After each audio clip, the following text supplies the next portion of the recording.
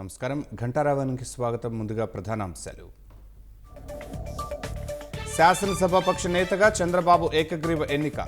తీర్మానాన్ని గవర్నర్కు పంపనున్న కూటమి నేతలు.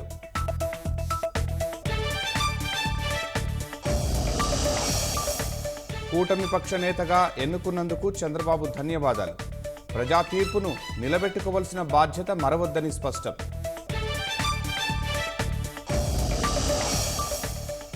బాబు అనుభవం, నాయకత్వం రాష్ట్రానికి అవసరమన్న పవన్. సుపరిపాలనపై దృష్టి పెట్టాలన్న పురంధేశ్వరి.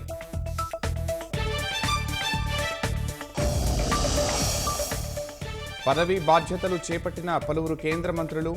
మోదీ నేతృత్వంలో మరింత ఉన్నతి సాధిస్తామని విశ్వాసం.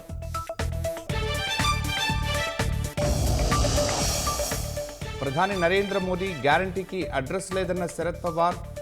దేశానికి నాయకత్వం వహించే మెజార్టీ లేదంటూ సురకలు.